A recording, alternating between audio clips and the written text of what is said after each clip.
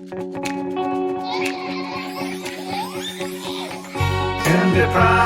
yes, IndyPram on Indy Live Radio. IndyPram, yes, IndyPram on Indy Live Radio. Welcome to the IndyPram podcast on IndyLive.radio. And my special guest this week is Tom Wills, who's a candidate for Shetland for the 2021 Scottish General Election. Hello to you, Tom. I'm very pleased to be here. Hi, yeah, thanks for having me on. That's a pleasure. Tom, you've stood once in a by-election before, but for the benefits of those who don't know you, would you like to explain to listeners where you come from, what got you to where you are today? Sure, yeah. So I'm from Shetland, born here in Lerwick and grew up on the island of Brescia, just opposite Lerwick. Yeah, all my schooling up here. I was fairly obsessed with surfing and sailing when I was a young lad, so I decided to get into renewable energy. Yeah, just fascinated by the idea of kind of harnessing all that energy for all that terrible weather for useful ends. So I went to Glasgow and did mechanical engineering with an Erasmus year in France, and then ended up working on wave and tidal power projects in Orkney and subsequently in South America as well. A master's in marine engineering, and then ended up working on this tidal power project in Shetland. And when Tavish Scott stood down, I sent a text to my friend Miriam Brett asking her if she was going to stand or if she knew who was, because my boss had been asking me, my boss at the tidal power company. And Miriam said, "No, I can't do it, but I've got an idea, ... And she phoned me later that day, and that ended up, once I'd had it approved by family and work, I ended up being the candidate here in Shetland for the by-election last August. And yeah, quite a life-changing experience, really. Found it really energizing to be talking about how to build a better Shetland and work towards us becoming a more civilized European country than the track we're heading down at the moment. I take it from that it was a conversation that you had at your work quite often, so hence your boss asking you. Yeah, well, it wasn't actually. My boss just said, "Have you seen the news? Have you seen Tavish Scott stood down?" And I said, "Oh no, I hadn't seen that." And he said, "I wonder who'll be standing." And I said, "Yeah, I'm not sure. I'll ask Miriam." Genuinely wasn't on my radar at all. But I am from quite a political family. My mum and dad have been quite active politically throughout their lives, so I've grown up steeped in it. But yeah, it was a big fork in the road. Yeah. Were your parents involved actively as far as campaigning, or did they stand for office as well? Yeah, I mean, my dad has stood for the Labour Party up here 20-odd years ago. He was a candidate. And again, I think in the 70s at one point, he was a Labour candidate as well. Right. Managed to hold on to his deposit once. But Dad was also a local independent councillor in the SIC.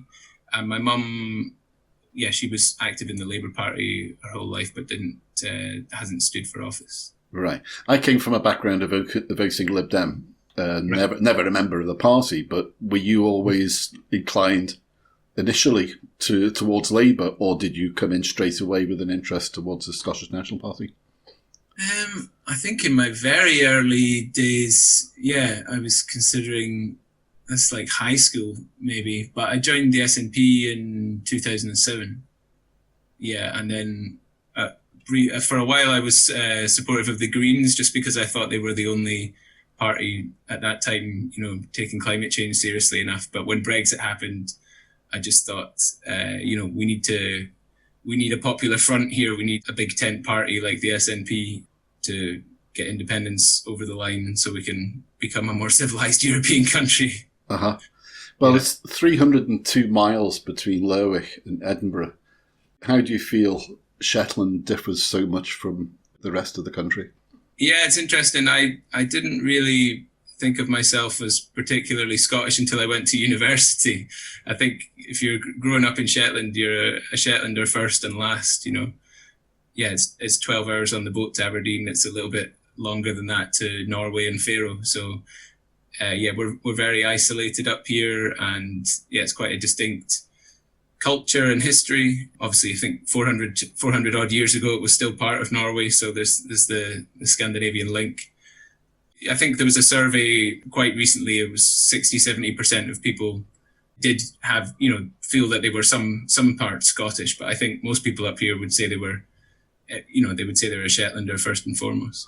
Right. So does that have any implications going forward in relation to desire of people within Shetland for either greater autonomy, or I think the expression is to go Faroes? Yeah.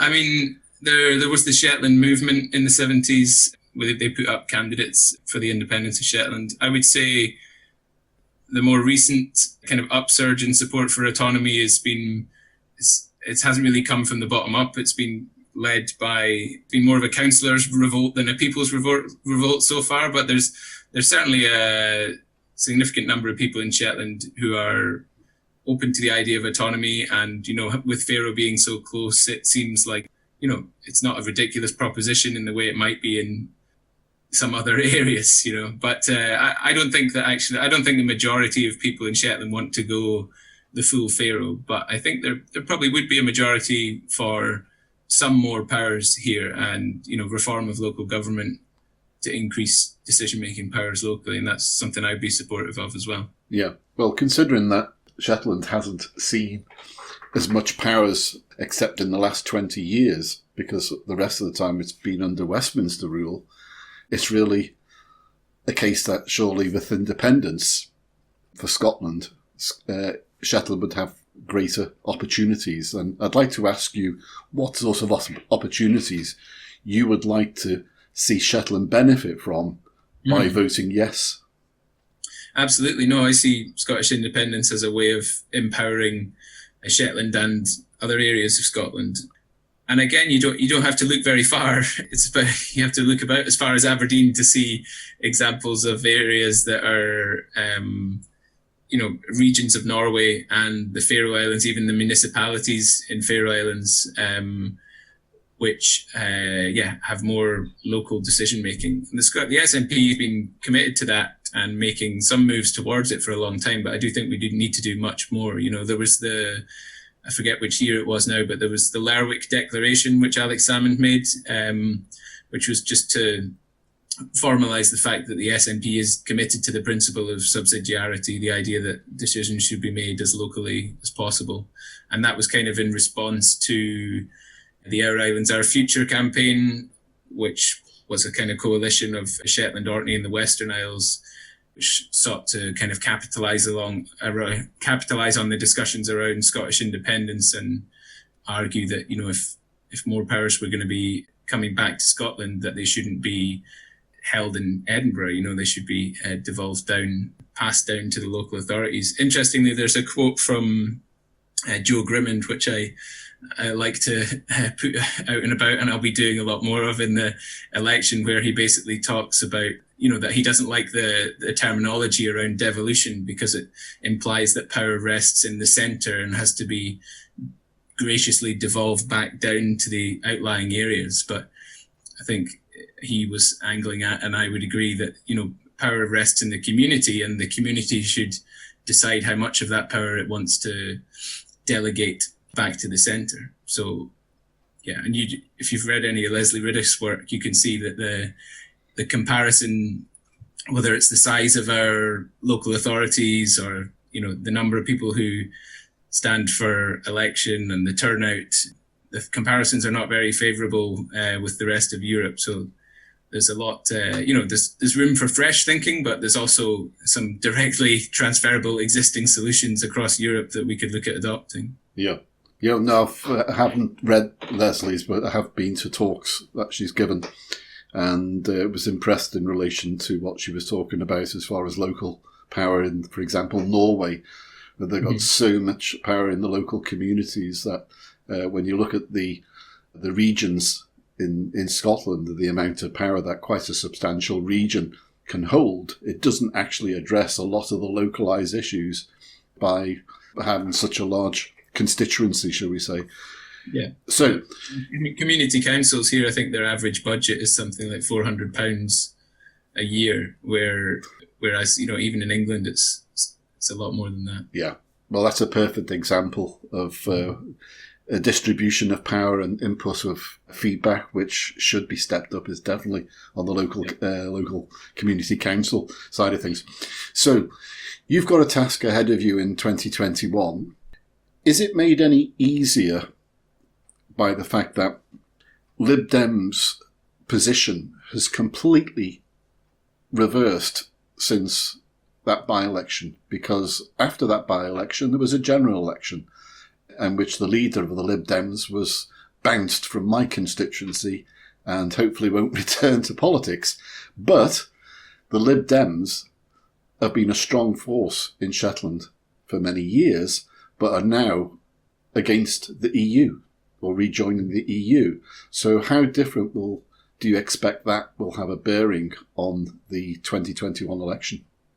Yeah, I think it'll have an influence. I think there's two big things that are going to be different next time round, and one is the fact that we expect that Brexit will have happened and that the Lib Dem position is switched on that, but also just the Scottish Government's handling of the coronavirus pandemic, even in the community I'm living in the south end of Shetland. I speak to older people, for example, who will never have voted SNP in their entire lives, and they're saying, Nicola has done an amazing job, and they're recognising that leadership. It remains to be seen what sort of Brexit we end up with, and I think that will have a huge influence. Whether we've got a Brexit and what kind of Brexit we end up with is going to have a huge bearing on the result in May, I think. Yeah.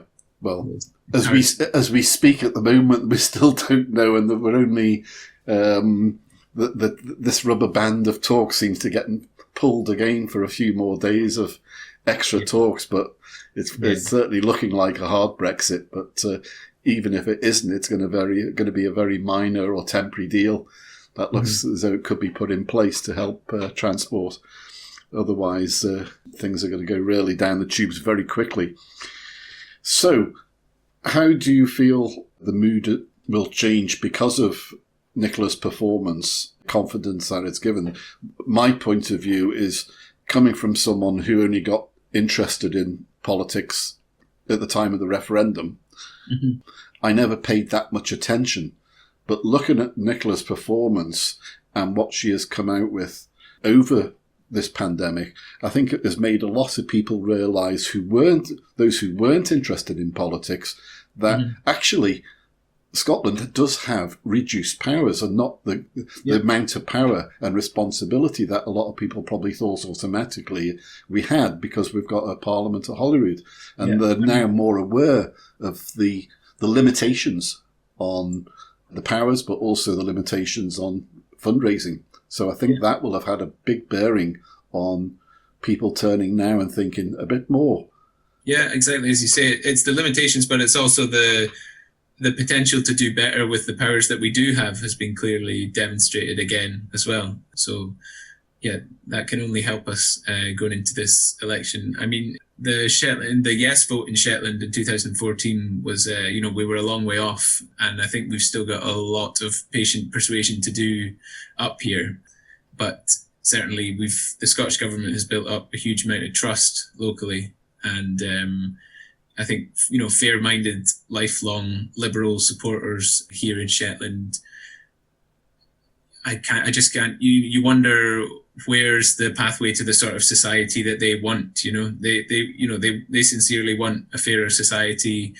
They're maybe not the most economically radical, but they believe in fairness and just reducing suffering for the most vulnerable in society. And the direction the UK is headed, you struggle to see how anyone could think that they're going to get what they want out of that scenario. So I'm really hopeful for me, for sure. Yeah.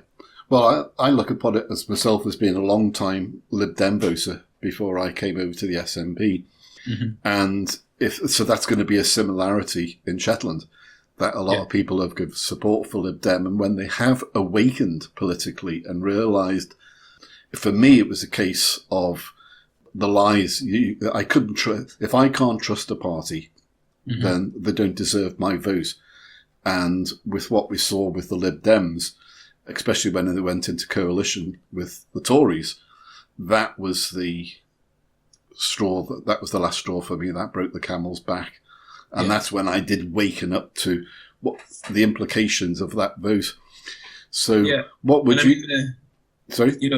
Prior to coronavirus, the first time that I had sort of been made aware of this idea of excess deaths was following the 2008 austerity, and there's a couple of different studies. One put it at 100,000 people, 100,000 excess deaths as a result of Westminster austerity policies, and another one put it at 130,000, which is double the deaths that we've seen from coronavirus, and that's through austerity, through cutting benefits and all the related, suicide, mental health and deprivation that causes. And that was the Lib Dems who voted all of that through, So I think, people are certainly turning against them. And I know locally people, who are actually very active in the party, they were horrified when the Liberals went into that pact with the Tories. And the big picture issues for us as a country and as a species on this planet are, it's climate change. Alistair Carmichael voted for fracking, and it's this obscene levels of inequality that we have, and the fact that the UK is run by and for the billionaire class. Rishi Sunak is a billionaire, and Alistair Carmichael took a £10,000 bung from a billionaire Indian arms dealer. So there's just, I'm really hopeful that support that the Liberals had by fair-minded people is withering away in the face of that sort of evidence. Yeah, absolutely, because it's certainly been some lessons learned with this pandemic in relation to the outrageous behaviour of the Tory party. But talking about COVID, how has it been? What sort of effect has it been in Shetland? And also, how has it reacted as far as local communities where there's maybe smaller communities where there's either been no cases, but they've still had to go under a more general lockdown or limitations? Has that been a concern? Yeah. I mean, I can speak for myself. We were based in Edinburgh while my wife was doing her master's at university, and we moved back permanently in February there, as luck would have it, about 3 weeks before the lockdown hit, just to be up here with my son's 2.5, and just for him to be able to run outside in the garden, and a much more kind of free range lifestyle than we would have had in Edinburgh or in a city. So I think we're very fortunate in a lot of ways in rural locations, but obviously if for the people in rural locations who don't have the same sort of support network that I'm fortunate to have with my family, it can be much tougher. And fuel poverty is a huge problem up here, and I think this was a couple of months ago, I read that the number of people on universal credit in Shetland has doubled. So it's been really tough for a lot of people. How many food banks do you have? I believe it's just the one in Lerwick, but there's other initiatives, like the community council where I am in the south of Shetland was handing out vouchers or cash for food, but they were discovering that people were using it for heating as well because they were in such kind of dire straits. And I think a lot of it is kind of hidden as well up here often, as it is in many places, but it's certainly been hugely challenging for a lot of people, and we're not out of the weeds yet. How does that make you feel to live on an island which is surrounded by such wealth generation for the UK Treasury that you've got a food bank and you've got deprivation? Yeah. I mean, it's Scotland wide though, isn't it? I studied in Norway and briefly in Sweden as well. The difference between, I think it was the 2017, 2018 figures I think I was looking at, I think it was around 46 billion that the Norwegian sector was worth, and the North Sea UK was about the same. And the Norwegians put about half of it in the bank, and we taxed it at about 3%, and that's been decades like that. And it's it's ridiculous, but it's also obscene when you think how many children we have in poverty. And instead of having a state-owned oil company with a significant market share, and instead of taxing the industry properly, we just privatized the entire sector and allowed these companies, which are registered in UK-linked tax havens, to offshore the vast majority of that wealth. And it's despicable, really. And we need to, unfortunately, we've missed the big oil and gas bonanza, and we missed that boat. We're not getting it back. But the principle of operating and harnessing our public resources for the public good absolutely remains, and that needs to be a key plank of an independent Scotland. Yeah, I'd like to cover the assets of Shetland in a moment. But first of all, you spoke at the recent SNP conference regarding tax evasion and also foreign aid. Would you like to give listeners a bit of a background on that and your thoughts? Yeah, I recommend the book Treasure Islands. Is it Adam Shaxson, I think is the name of the guy that wrote it. But just a real eye-opener for me. Obviously, growing up in my household, I was always aware that, the wealthy and the corporations were not paying sufficient taxes. But until I read that book, Treasure Islands, I hadn't quite realised the extent to which it's orchestrated and supported by the City of London. And therefore, as voters, UK voters, we are all to some extent complicit in that, voters and taxpayers. So yeah, and my wife is an ecological economist from Chile, and yeah, I've learned a lot about colonialism and post-colonialism from her. And it seems to me that when the British Empire disintegrated, the City of London just changed into a different mode, and we use places like Singapore, Guernsey, Jersey, Isle of Man, multiple places in the Caribbean as basically staging posts for a kind of international web of high secrecy, low tax offshore havens for dirty money from all over the Commonwealth and, many corrupt countries, whether it's Russians or oil companies operating in Africa or other developing countries. They're funneling wealth out of those countries and into tax havens that are actively supported by the City of London. Yeah.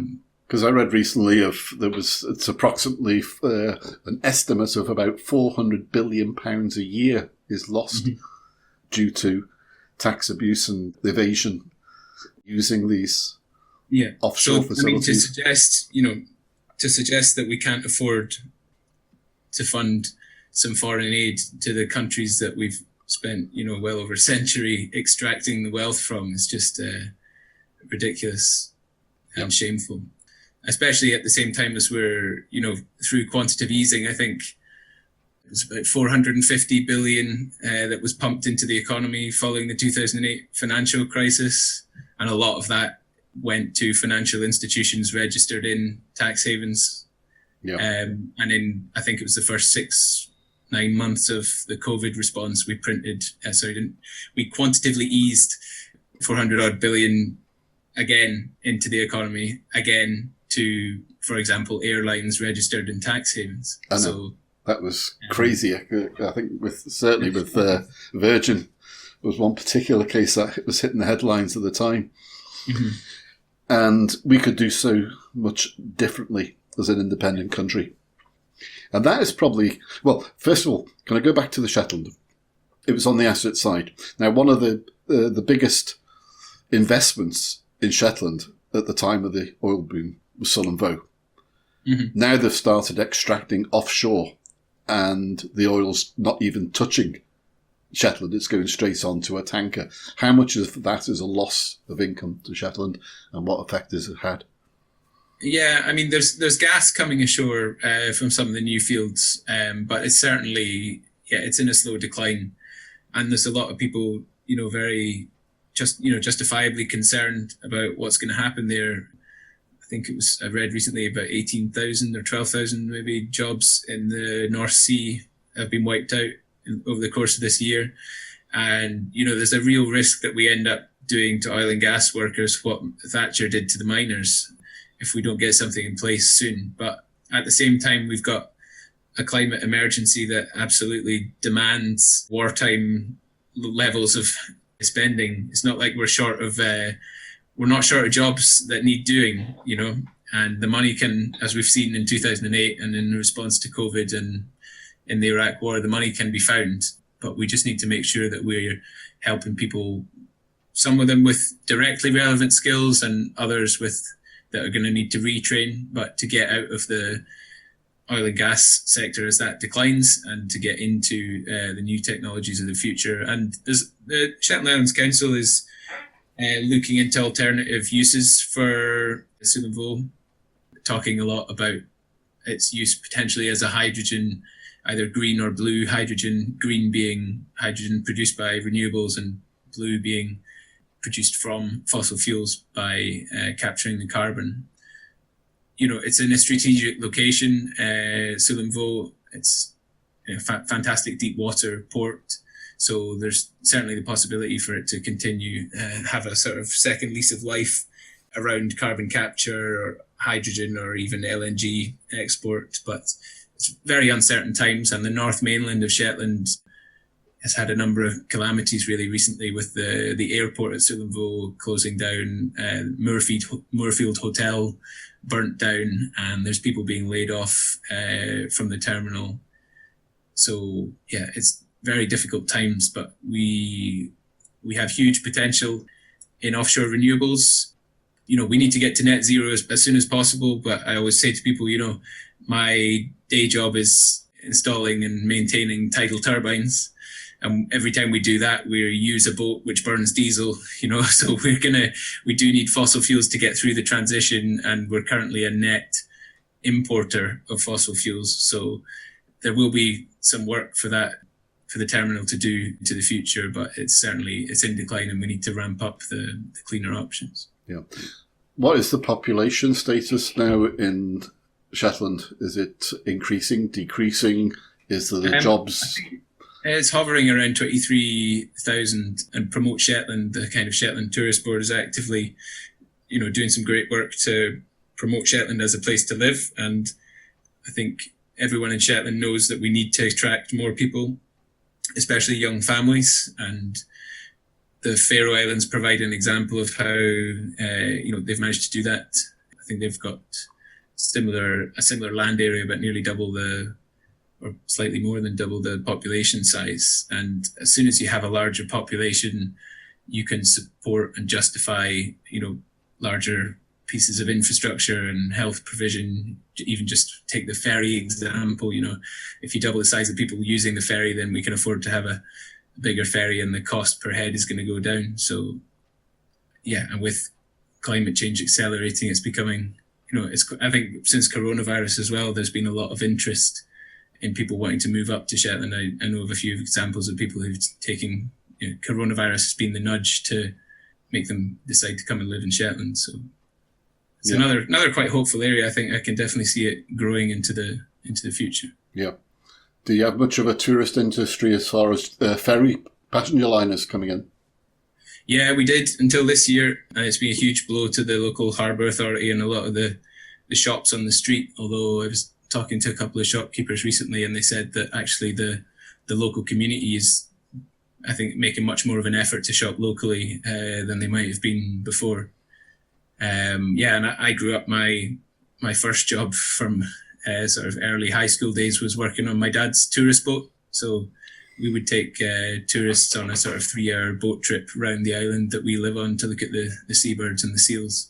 And we've got a huge amount to offer tourists, but that's been the whole sector's taken a big hit this year. Yeah. Now there's plans also for a rocket range in Shetland.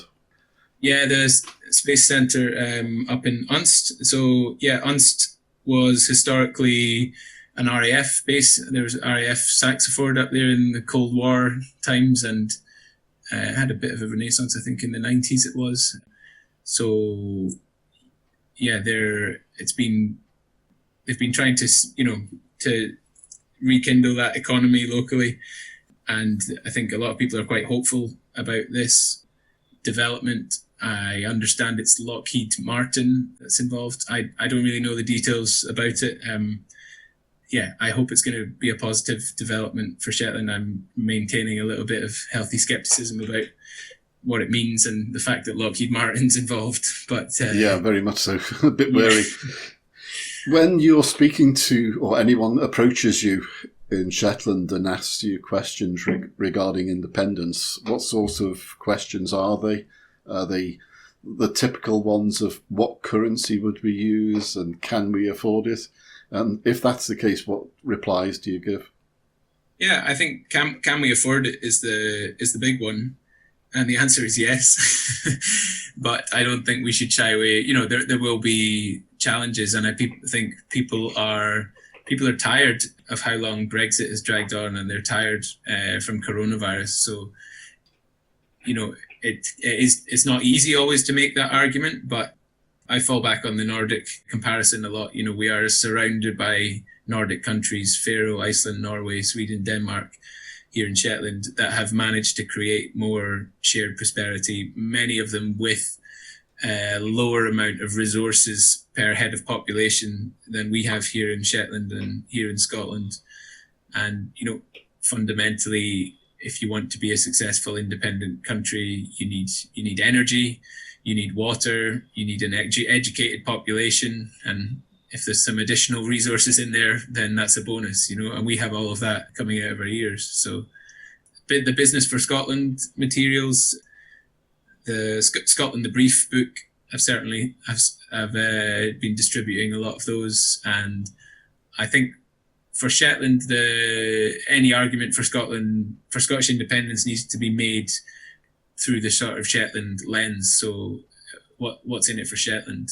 And yeah, I point to the Nordic comparisons, but there is a risk, you know. I'd say it's a very small minority, but there will be some people in Shetland who'd be quite happy for Shetland to become a crown dependency. And now I'm not a huge fan of either of those words, neither crown nor dependency. And I'm with you on that. Yeah, I think Guernsey, Jersey, Isle of Man, yes, they've created a lot of wealth, but how have they done it? And I think generally it's by low tax and siphoning off wealth. It's wealth sequestration rather than wealth creation often. And I would credit Shetlanders with a bit more solidarity than that. And also I think we could be perfectly prosperous without getting involved in a race to the bottom. Correct. So you're going to be campaigning from now through till May, but obviously with the pandemic, it's going to be a completely different ballgame to how campaigning was able to be done in the past. So how do you think you'll be overcoming the struggles that we obviously have ahead of us? Yeah, I mentioned it jokingly the other night, but I am quite serious actually. You know, we had a huge amount of help from activists from the mainland last time, and I think they were really effective in, you know, adding to our sort of energetic campaign. But I think this time around it has to be locally led, because even if everyone's vaccinated by May, you know, we've all experienced a bit of a mental reset, and you know yourself how, you know, even just trying to navigate your way through a supermarket or, you know, bumping into people, it's all a bit more stilted and awkward than it was. And I don't think people in Shetland would be at all receptive to the kind of campaign that we had last time, where there were hordes of us going around knocking on doors. So we're lucky in Shetland, we've got quite a strong local media. So we have an online newspaper. The Shetland Times is the print version, and it's available online as well. And the Shetland News is online, BBC Radio Shetland. And then social media. There's going to be a lot of social media content. To think creatively, really, about what we can do, but it's going to be interesting for sure. Yeah, because I think when I was talking to Robert Leslie in Orkney about campaigning, and he was talking about the strength of the Lib Dems is using the post all the time. So are you upping the game as far as postal? Because certainly locally that's what we're talking about here. So I just wonder if you're the same. Yeah, we'll be. I know there was a bit of pushback up here in the last campaign, the amount that people were getting through their doors. That was partly because there was 10 candidates as well. Although I think most of it, the Liberal output probably eclipsed the rest of it put together. I think there's a balance to be struck there. And I think we need to look at using more sustainable materials, then there's a whole lot of paper going to landfill. Yeah, true. Yeah, so it's they're not very green, are they, the Lib Dems? I know it's the same here. It's hard. It's hard to find the most eco materials, especially at short notice in a campaign like that. But we've got a bit more notice this time, so I'm certainly keen for it to be recycled paper and judicious use of materials rather than blanket bombardment. Yep. Right. We had the national conference, the virtual national conference very recently. What were your impressions of the final outcome? Yeah, I have to say I swooped in to do the bits I was involved in, and I wasn't too heavily involved in the rest of it. I am, my baptism of fire into the SNP was really last August, and I'm in it. Yeah, I'm fairly ignorant of a lot of the internal politics, and I also don't think it's the best use of my energies. But we have internal elections; they're democratic, and the people who get the most votes from the members get in. And I think a lot of members were very concerned that the NEC hadn't actually discussed any independence forward-looking discussion for 18 months. And Chris Hanlon has done a piece today in the National, which I think made very good reading as he's now been elected as policy convener in relation to energising the discussion that activists have been calling for years, to be honest, is we need the structures in place to be able to put minds at rest when we're talking on the doorstep or we're talking to friends or family that need some confidence behind them to enable them to, yes, I'll give it a yes vote this time. I was wanting to be yes, but at the last minute I voted no in 2014. We need to convince them and give a bit more. I don't know. I feel like I've got the information I need to make that argument locally. Yep. My reading of the NEC stuff, there's a couple of different fault lines or wings in the party, and it seemed to be strung out along those lines. I think there's people in the party, activists, are understandably impatient to get independence, to secure independence, and I absolutely understand that. And I wish we were an independent, normal country already. But I would just say to folk to remember that the general population is not as convinced as we are, and certainly, it's really eye-opening to go and knock, as I did, on hundreds of doors all around your local community. And my takeaway from that is we've got a lot of listening to do and a lot of patient persuasion, and we're sitting in a better position than we ever have been. And we need unity at this time. And that's not to say we can't have internal debates. We should do, but I think we need to project a united front and keep the heat. Yeah. Well, from my point of view from it, Tom, was the fact that as an activist, as a yeser and a SNP member, I was looking for meat on the bone, like discussions regarding a constitution to give people a satisfaction that, yes, we want power for the people of Scotland, but we have to have a guideline, a break on where that power extends to, because if it doesn't have a constitution, we can see the results of it when we only have to look down at Westminster. We also needed to talk about currency and a central bank. What are the implications? What happens about pensions? What happens about borrowing? What happens about getting a mortgage? What happens to the companies who are based in England that you get a mortgage from? All these questions need discussed, but they weren't getting discussed. Mm-hmm. And that is what I believe people were more happy about as far as the results of conference, is that direction is now being focused to actually answering those questions. Mm-hmm. Yeah. I think the currency one's an important one. I'm really pleased that we are in a position now where we've committed to having our own currency within a practicable timescale. As soon as possible. As soon as possible. That's what conference agreed last year. Yeah. Yeah. So, as I was saying before about quantitative easing, that's having the powers of central government and a central bank are absolutely essential to sovereignty. I understand the desire to have those conversations, but I also understand the desire to continue with the slow and steady progress that has got us to where we are, and it's a fine balancing act. And I think some debate on that is healthy in the party. As far as I'm concerned, up here in Shetland, I would put my hand up and say it's not an area I've got massively involved in within the party, because I'm just trying to speak and listen to as many people as I can in Shetland and make the case for independence up here. And I don't really have any, between my day job and my 2.5-year-old and my political activism on the ground here in Shetland, I don't really have any time to get involved with the internal debates within the party. I don't think it's the best use of my time, but I think debate is healthy.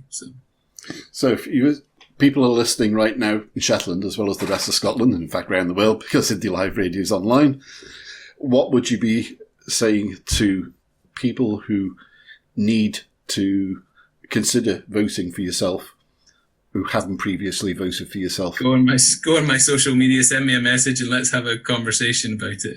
I would be saying, and I do feel that this election in May is kind of a fairly existential election. It's likely to be the most important for a generation. Again, we've had a few of those. I hate hearing that word now.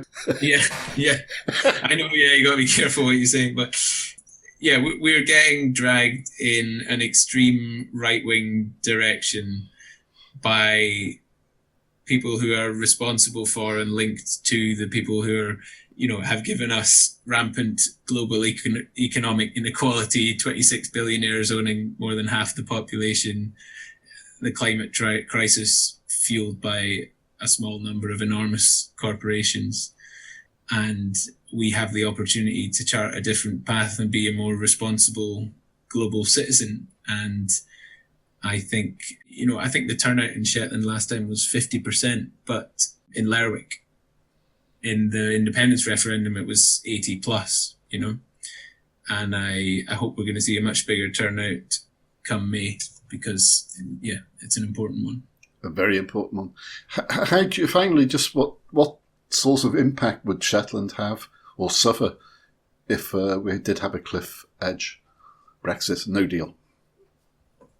So it's crofting and it's fishing. We export huge amounts, millions of pounds worth of produce on a weekly basis. I think some of the containers, an individual container might contain millions of pounds worth of produce. And so if we lose the access to the markets, or if there are delays at the borders, we've already had scenarios up here where hundreds of thousands of pounds worth of fish is sitting in a container and the ferry doesn't sail, and all that money is lost. So we're delivering often live produce or just chilled produce from Shetland to London in the space of a day or two, and to France or Spain in the case of a day or two longer. So if there's any disruption to that, it could be devastating. And the same goes for crofting produce.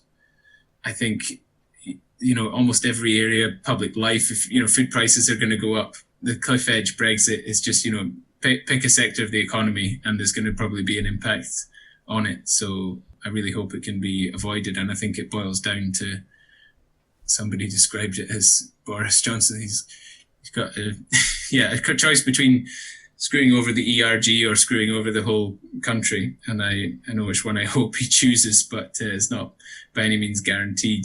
If you ever read Yanis Varoufakis' book, Adults in the Room, about his negotiations with the EU, it's quite enlightening as to the power dynamics and the tactics, which we seem to be going through a similar scenario to what happened to Greece in some ways. Although in that, I think we've brought a lot more of this on ourselves than Greece did Yeah. as the UK, just by the kind of delusional and out-of-date perspectives that Westminster has been pushing. Yeah. The vote in favour of staying in the EU in 2016 was, I think, 56% in favour of remaining in Shetland. Mm-hmm.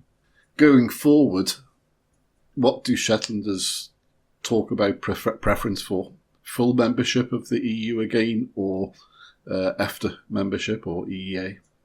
The fishing industry is just desperate to get out of the common fisheries policy. Certainly the catching sector is desperate that they will not be kept in the common fisheries policy, because, although the common fisheries policy, it has been somewhat effective in preserving stocks, there are big imbalances between the amount of fish that we're able to catch as Shetland Scottish boats in our waters, and some of the statistics that are available on the percentage of quota that we are allowed to catch compared to the percentage that foreign boats can catch is you can understand if fishing was the only issue to do with Europe. Personally, I would find it quite understandable, the Brexiteer position, if it was based on fishing alone. So they're going to be looking for, for the fishing community in Shetland, remaining in Europe, in the EU, as part of the common fisheries policy as it stands, is not acceptable at all. If we were able to offer the fishing community in Shetland an EFTA-style arrangement with, Faroese or Norwegian or Icelandic terms, I think actually you'd find that a lot of the fishing community would be very supportive of Scottish independence. It's not that they're against Scottish independence, it's that they desperately want out of the common fisheries policy. Yeah. And yeah, that was a policy that Scotland had very little or no input into, because it was usually negotiated through Westminster. Yeah, and the SNP's been consistently against the common fisheries policy for decades. And sadly, the reason why there's so many foreign boats fishing so much quota around here is because it was sold by British owners.